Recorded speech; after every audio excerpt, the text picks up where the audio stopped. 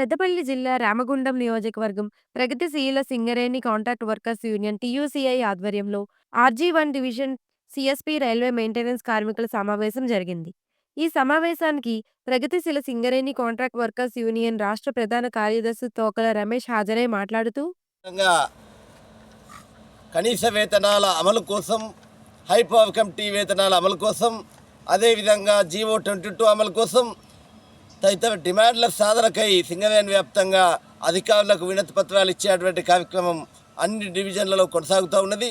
దానిలో భాగంగా ఆర్జీ1లో కూడా ఈ వినతి పత్రాలు ఇచ్చేటువంటి కార్యక్రమం కొనసాగుతూ ఉన్నది.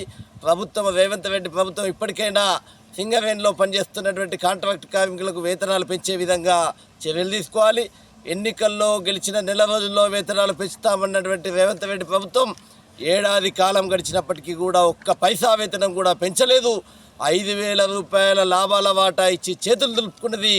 ఆ విధానాలను నిరసిస్తున్న సింగరేణి వ్యాప్తంగా మళ్ళీ సింగరేణి వ్యాప్తంగా ఉద్యమించేందుకు ప్రగతిశీల సింగరేణి కాంట్రాక్ట్ వర్కర్స్ యూనియన్ ఆధ్వర్యంలో ఈనాడు సింగరేణి వ్యాప్తంగా అధికారులకు వినతి పత్రాలు ఇచ్చేటువంటి కార్యక్రమం, అదేవిధంగా కోల్బెల్ట్ ఎమ్మెల్యేలకు వినతి పత్రాలు ఇచ్చేటువంటి కార్యక్రమం, అసెంబ్లీ సమావేశంలో చెలో అసెంబ్లీ కార్యక్రమం కూడా చేపట్టేందుకు రాష్ట్ర కార్యవర్గం కూడా కొత్తగూడెంలో నిర్ణయం చేసింది. అదేవిధంగా సింగరేణిలో పనిచేస్తున్నటువంటి అమలు కానటువంటి కనీస వేతనాలు అమలు కానటువంటి డిపార్ట్మెంట్లు కూడా ఉన్నాయి, వారికి కూడా అమలు చేయాలి. 5,000 బోనసు ఇంకా చాలా సెక్షన్లలో కూడా రాలేదు, వారికి కూడా అమలు చేయాలనేసి మేము ఈ సందర్భంగా డిమాండ్ చేస్తూ ఉన్నాం.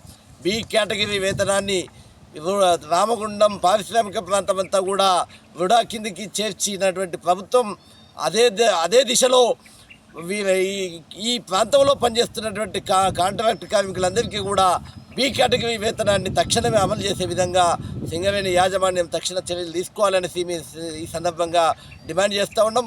కాంట్రాక్ట్ కార్మికుల సమస్యలు పరిష్కారం కాకపోతే అవసరమైతే సింగరేణి వ్యాప్తంగా మళ్ళీ సమ్మెకైనా కూడా సిద్ధంగా ఉండాలనేసి మేము ఈ సందర్భంగా కాంట్రాక్ట్ కార్మికులందరికీ కూడా విజ్ఞప్తి చేస్తూ ఉన్నాం.